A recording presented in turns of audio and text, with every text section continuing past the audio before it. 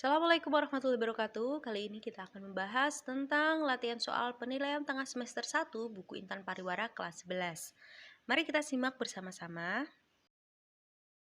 Nomor 1, sekelompok peserta didik melakukan percobaan tentang kemampuan sel beregenerasi menggunakan 2 tanaman bayam. Pada kedua batang tanaman bayam, dibuat sayatan kecil. Selanjutnya, tanaman pertama ditambahkan hormon, sedangkan tanaman yang kedua tidak ditambahkan hormon. Setelah 4 minggu percobaan, diperoleh hasil bahwa sayatan pada tanaman yang ditambahkan hormon lebih cepat menutup. Berdasarkan hasil percobaan tersebut, pasangan yang tepat antara jenis hormon yang ditambahkan beserta fungsinya. Ini berarti hormon ini fungsinya untuk menyembuhkan luka atau regenerasi sel. Kalau hubungannya dengan regenerasi sel, berarti di sini yang bekerja adalah asam traumalin. Traumalin kalau kita mengatasi trauma gitu ya, bukan ya. Jadi di sini hubungannya dengan regenerasi sel-sel yang telah rusak. Jawabannya yang E. Nomor 2, Dimas mengamati perkecambahan pada suatu tanaman. Berdasarkan hasil pengamatannya, diketahui bahwa saat berkecambah, kotiledon tanaman tersebut terangkat ke atas permukaan tanah. Kemungkinan jenis tanaman yang diamati Dimas adalah, ingat ya, perkecambahan itu tipenya ada 2 jenis, ada yang epigeal dan hipogeal. Epigeal itu yang kotiledonnya terangkat di permukaan tanah. Nah, bisa kita lihat di gambar ya. Jadi kalau yang epigeal, terdapat hipokotil di bawahnya kotiledon. Sedangkan yang dengan cara hipogeal, kotiledon tetap berada di dalam tanah. Terlihat di situ ada hipokotil yang berada di atasnya si kotiledon. Lalu tanaman epigeal itu contohnya apa? Contohnya seperti kacang kedelai dan juga kacang hijau. Sedangkan untuk perkecambahan hipogeal, contohnya di sini adalah kacang kapri. Jadi jawaban yang paling tepat di sini adalah yang E, kacang kedelai. Nomor 3, Dila melakukan percobaan untuk mengetahui proses pematangan buah. Percobaan dilakukan dengan menyimpan buah mangga yang masih mentah dengan buah pisang yang sudah matang dalam wadah A. Sementara itu, di wadah B hanya terdapat buah mangga yang masih mentah. Setelah beberapa hari, buah mangga di dalam wadah A lebih cepat matang dibandingkan dengan buah mangga yang ada di dalam wadah B. Hal ini terjadi karena, ingat ya, tadi yang di wadah A itu ada mangga yang masih mentah dan juga ada buah pisang yang sudah matang. Nah, buah yang sudah matang itu biasanya akan menghasilkan gas etilen. Gas etilen sendiri berfungsi untuk mempercepat pematangan buah. Jadi jawabannya adalah yang A. Gas etilen pada buah pisang akan menyebar ke buah mangga di wadah A. Perhatikan ciri-ciri perkembangan pada manusia berikut. Ciri-ciri perkembangan yang dimiliki oleh seorang pada gambar di samping ditunjukkan oleh angka. Jadi ini fase remaja ya, fase SMA. Yang pertama, perubahan yang cepat secara fisik mulai berfungsinya organ-organ reproduksi. Nah, ini betul. Dia sudah menginjak masa puber. Kemudian yang kedua, emosi masih labil dan tergesa-gesa dalam mengambil keputusan. Nah, ini juga sifat dari remaja. Yang ketiga, sikap ambivalen dalam menghadapi perubahan yang terjadi. Ini juga betul. Perkembangan otot dan otak mencapai puncak. Kalau ini lebih ke masa dewasa. Mulai mengenal hal baik dan buruk. Ini sebelum remaja juga sebenarnya sudah tahu hal yang baik sama yang buruk. Jadi di sini jawaban yang paling tepat adalah 1, 2, 3 A. Nomor 6, perhatikan gambar metagenesis Aurelia aurita berikut. Berdasarkan metagenesis tersebut, fase pembentukan tunas-tunas lateral ditunjukkan oleh angka. Jadi di gambar ini adalah perkembangbiakan dari Aurelia. Yang nomor 5 itu adalah medusa atau medusa dewasa yang nantinya akan menghasilkan gamet yang kelihatan ya seperti sperma dan ada sel telurnya. Kemudian nomor 1 itu adalah planula, nomor 2 skifistoma, yang nomor 3 dan sebelahnya strobila muda dan strobila dewasa, sedangkan yang nomor 4 adalah evira. Jadi di sini yang bisa menghasilkan tunas lateral adalah tahapan yang kedua, skifistoma. Jadi jawabannya yang B. Nomor 7, suatu tanaman menunjukkan gejala berupa pertumbuhannya lambat, tanaman menjadi kurus dan kerdil, berwarna hijau kekuningan, dan berukuran kecil, serta buahnya berukuran kecil dan mudah rontok. Berdasarkan kondisi yang ditunjukkan, tanaman tersebut kekurangan unsur. Nah, jadi tanaman di dalam pupuknya tentu ada berbagai macam unsur-unsur kimia yang dibutuhkan. Nah, di sini ada beberapa gambar yang menunjukkan ciri-ciri tanaman yang mengalami kekurangan unsur tertentu. Di pertama ada nitrogen, kemudian fosfat, kalium, magnesium, kalsium, zinc, zat besi, mangan, kemudian juga ada klorin. Nah, di sini yang menunjukkan daunnya berwarna hijau kekuningan, kemudian mudah rontok. Itu adalah ciri-ciri tanaman yang kekurangan nitrogen. Jadi jawabannya adalah yang D.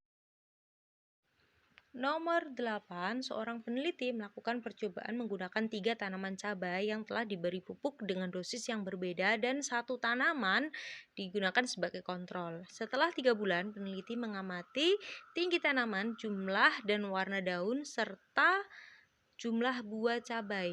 Variabel bebas dan variabel terikat dari percobaan tersebut adalah, ingat ya, variabel ada 3, ada variabel bebas, respon, kemudian variabel kontrol. Oke, kita identifikasi dulu. Variabel bebasnya di sini berarti adalah dosis pupuk, karena variabel bebas itu memang sengaja antara tanaman satu dengan yang lain itu dibuat berbeda-beda untuk mengetahui efeknya. Kemudian variabel respon berarti variabel yang F ditimbulkan dari perbedaan pupuk ini tadi yang mau kita amati.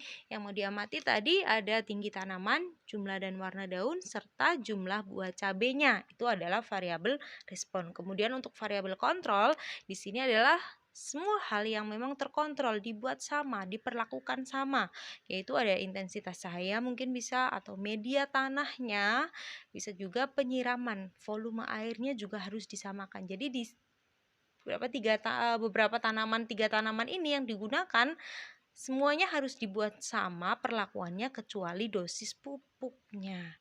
Nah, yang ditanyakan adalah variabel bebas dan terikat. Terikat itu sama dengan respon ya. Berarti jawabannya adalah yang D. Nomor 9, Anita melakukan percobaan mengenai pertumbuhan dan perkembangan menggunakan biji kacang hijau yang ditanam pada media tanah, lalu diletakkan di 2 tempat yang berbeda. Pot A diletakkan di dalam lemari pendingin, sedangkan pot B diletakkan di tempat yang gelap. Hipotesis yang tepat berdasarkan rancangan percobaan tersebut adalah, jadi pot yang pertama itu ditempatkan di lemari es. Karena dingin, suhunya terlalu rendah, kira-kira enzim atau hormon-hormon yang membantu proses perkecambahan itu mungkin tidak aktif atau inaktif. Nah, sedangkan yang B di situ di tempat yang gelap. Nah, biasanya biji atau tanaman yang diletakkan di tempat yang gelap itu akan mengalami etiolasi. Etiolasi sendiri itu merupakan tanaman yang tumbuh terlalu cepat, tapi batangnya di situ biasanya mudah rapuh dan daunnya berwarna kekuningan. Itu yang disebut dengan etiolasi. Jadi di sini jawaban yang paling tepat adalah yang D. Biji pada pot A tidak berkecambah karena enzim atau hormonnya inaktif, sedangkan biji di pot B tumbuh dengan cepat dan berwarna pucat. Nomor 10, sekelompok peserta didik mengamati perkecambahan tanaman aren yang memiliki biji keras. Dalam percobaannya, peserta didik tersebut membuat perlakuan, yaitu kelompok 1 tanpa perlakuan. Kelompok 2 biji direndam di larutan HCl, sedangkan kelompok yang ketiga biji diamplas kemudian direndam dalam larutan HCl. Ternyata biji yang paling cepat berkecambah adalah biji yang pada kelompok 3. Berdasarkan data tersebut disimpulkan bahwa pengamplasan dan perendaman HCl bertujuan untuk, jadi biji untuk bisa berkecambah itu kan harus melakukan imbibisi terlebih dahulu. Air harus masuk ke dalam biji. Nah, kalau biji tersebut memiliki tekstur yang keras, secara otomatis air akan kesulitan untuk masuk ke dalam biji. Jadi perlu proses yang cukup lama untuk mengalami perkecambahan. Nah, salah satunya untuk membantu proses perkecambahan biji-biji yang keras itu bisa dengan cara diamplas atau direndam terlebih dahulu di larutan HCl yang fungsinya untuk melunakkan dulu struktur kulit bijinya, kemudian biji ini baru bisa berkecambah karena air bisa masuk ke dalam biji. Jadi jawaban yang paling tepat di sini adalah yang A.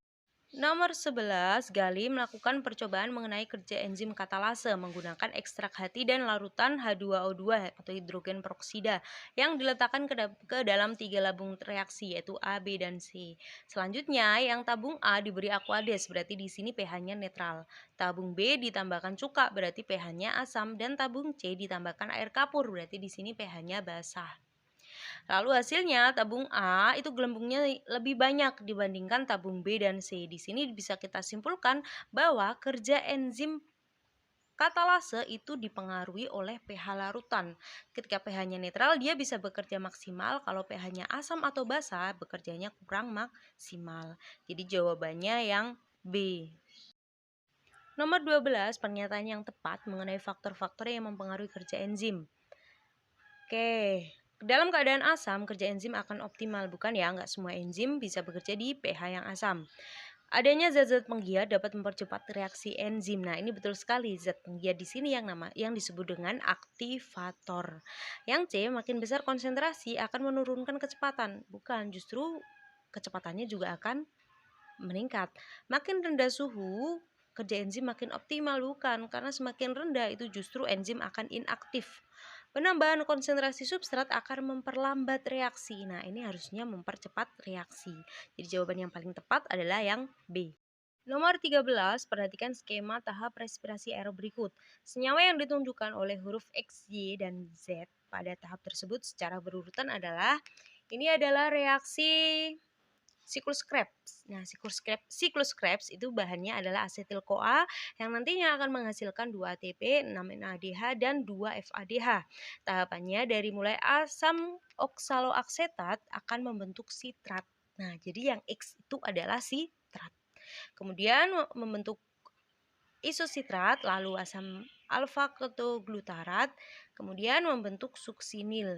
Nah, dalam pembentukan suksinil di sini menghasilkan NADH dan CO2. Jadi yang Y itu CO2. Lalu dari suksinil akan membentuk suksinat dan suksinat membentuk fumarat. Dan yang terakhir fumarat akan membentuk asam malat. Jadi jawabannya di sini XYZ secara berurutan adalah yang A. Nomor 14, perhatikan hasil respirasi aerob berikut. Hasil respirasi aerob yang berlangsung di sitosol ditunjukkan oleh angka, berarti di sini yang ada di sitoplasma. Itu adalah tahapan dari glikolisis yang hasilnya adalah 2 asam pirufat, 2 ATP, dan 2 NADH. Jadi jawabannya adalah yang A. Nomor 15, pada tahap katabolisme protein, proses yang terjadi sebelum memasuki tahap glikolisis adalah jadi protein di dalam tubuh kita akan dirubah menjadi asam amino. Kemudian asam amino akan mengalami deaminasi membentuk NH3 dan asam keto. NH3-nya di sini akan dirubah menjadi urea kemudian dikeluarkan melalui urin. Makanya di urin mengandung urea ya. Kemudian asam ketonya akan masuk ke tahap glikolisis pada reaksi katabolisme. Jadi jawaban di sini yang paling tepat adalah yang B. Protein mengalami deaminasi menjadi asam amino dan asam keto. Nomor 16, proses transformasi energi cahaya matahari menjadi glukosa terjadi jadi yang dimaksud di sini adalah reaksi fotosintesis kan dari cahaya matahari membentuk glukosa nih. Itu terjadinya ada di kloroplas. Jawabannya yang C. Nomor 17, Andika melakukan uji fotosintesis menggunakan rangkaian percobaan seperti pada gambar di samping. Dalam percobaannya, Andika menambahkan larutan NaHCO3 atau natrium bikarbonat ke dalam air yang bertujuan. Ingat ya, fotosintesis itu reaksinya karbon dioksida plus air kemudian akan membentuk oksigen dan gula C6H12O6. Nah, di sini berarti bahan baku yang diperlukan untuk fotosintesis adalah CO2 dan juga air. Untuk penambahan natrium bikarbonat itu fungsinya untuk meningkatkan kadar CO2 yang ada di dalam air. Jadi jawaban di sini yang paling tepat adalah yang E. Nomor 18, Windy melakukan percobaan mengenai laju fotosintesis menggunakan tanaman pucuk merah yang ditutupi plastik berwarna hijau, kuning, dan merah. Laju fotosintesis dilihat dari banyaknya uap air yang menempel pada plastik. Dari rancangan percobaan ini, kesimpulan yang dapat diambil oleh Windy adalah, jadi di sini antara spektrum cahaya warna hijau, kuning, dan merah, yang paling baik untuk fotosintesis adalah yang berwarna merah karena bisa meningkatkan laju fotosintesis. Jadi jawaban yang paling tepat adalah yang A. Nomor 19, peristiwa berikut ini yang terjadi selama berlangsungnya proses fotosintesis. Nah, peristiwa yang terjadi pada bagian X pada gambar di samping ditunjukkan oleh angka. Jadi itu gambarnya klorofil ya. Yang bagian X yang ditunjuk itu adalah gerhana atau tilakoid. Nah, gerhana atau tilakoid di situ terjadi reaksi terang fotosintesis. Reaksi terang fotosintesis peristiwanya di dalamnya adalah fotolisis air dan juga pembentukan ATP dan NADPH. Jadi jawabannya yang D. Nomor 20, berdasarkan fiksasi CO2 pada siklus Calvin, tanaman dibedakan menjadi 3 macam, yaitu ada C3, C4, dan CAM. Pada suatu jenis tanaman, CO2 yang difiksasi akan bergabung dengan PEP dan menghasilkan asam malat di sel-sel mesofilnya. Selanjutnya asam malatnya akan dibawa ke berkas pengangkut untuk dijadikan RUBP kembali. Jenis tanaman yang dimaksud adalah yang pertama adalah tanaman C3. C3 itu terjadinya reaksi gelapnya terjadi di mesofil. Sedangkan yang tanaman C4 yang tahap awal itu di mesofil, kemudian tahap yang selanjutnya ada di selubung pembuluh. Sedangkan tanaman CAM dia akan membuka stomata atau mengambil CO2 di udara itu pada malam hari, kemudian melanjutkan proses fotosintesisnya lagi itu di siang hari. Nah, contoh tanaman C3 adalah padi, bayam, dan kangkung, sedangkan C4 contohnya jagung, tebu, dan sorghum. Sedangkan tanaman yang CAM contohnya adalah kaktus. Nah, jadi di sini jawaban yang paling tepat adalah yang C, jagung. Nomor 21, perhatikan karakteristik bagian kromosom dan gambarnya. Struktur yang berbentuk manik-manik merupakan akumulasi dari materi kromatin. Di sini berarti adalah kromomer. Yang P kromomer nih. Yang nomor 2, daerah pelekukan di sekitar pertengahan kromosom. Berarti di sini yang dimaksud adalah sentromer, itu di bagian T. Jadi secara berurutan adalah P dan T. Jawabannya yang B. Nomor 22, bentuk kromosom pada gambar di samping secara berurutan adalah untuk gambar yang pertama. Kelihatan ya kalau itu adalah gambar submetasentrik. Sedangkan gambar yang kedua itu adalah akrosentrik. Jadi jawaban yang paling tepat adalah yang B. Nomor 23, jumlah kromosom kuda sebanyak 32 pasang, sehingga autosomnya berjumlah. Di sini yang ditanyakan adalah autosom atau kromosom tubuh. Jika kromosomnya adalah 32 pasang, maka total kromosom adalah 64. Nah, 64 di sini yang 2 kromosom adalah gonosom atau kromosom kelamin. Sedangkan sisanya 62 adalah kromosom tubuh atau autosom.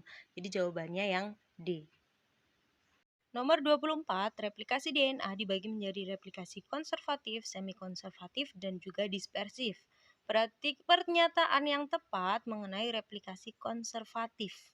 Nah, konservatif di sini berarti bentuk rantai double helix yang lama tetap, kemudian membentuk rantai double helix baru. Jawabannya yang A. Kemudian untuk yang B, bentuk rantai double helix DNA memisahkan diri. Ini berarti yang semi konservatif. Yang C, bentuk rantai double helix terputus-putus. Ini dispersif. Yang D, setiap pita tunggal mencetak pita pasangannya. Ini juga semi konservatif. Untuk yang E, membentuk segmen-segmen baru yang akan bergabung dengan segmen lama. Ini dispersif. Jawaban yang paling tepat adalah yang A. 25, pernyataan yang tepat mengenai fungsi rRNA selama proses sintesis protein. Sudah pasti ya kalau fungsinya dari rRNA adalah memudahkan perlekatan antara antikodon tRNA dengan kodon mRNA. Jadi jawabannya adalah yang D. Nomor 26, perhatikan gambar berikut. Proses translasi melalui tahapan seperti yang ditunjukkan oleh gambar. Pada tahap tersebut terjadi proses, di situ terlihat ya di gambar ada kodon start. Karena ini ada kodon start, berarti prosesnya inisiasi dari tahap translasi, tahap awal ini. Kalau tahap awal berarti terjadi pengikatan ribosom kecil pada mRNA dan tRNA inisiator. Jadi jawabannya adalah yang B. Nomor 27, tahap-tahap sintesis protein sebagai berikut. Urutannya yang benar adalah yang pertama, berarti DNA di dalam nukleus akan membentuk RNA duta atau mRNA. Kemudian RNA dutanya akan meninggalkan nukleus menuju sitoplasma. Selanjutnya, RNA transfer atau tRNA membawa asam amino dari sitoplasma ke ribosom sesuai dengan kodon yang dibawa oleh RNA duta. Lalu, asam amino yang dirangkai sesuai dengan urutan kodon pada RNA duta. Terakhir, kodon stop akan bertindak sebagai terminator dan terbentuklah molekul protein.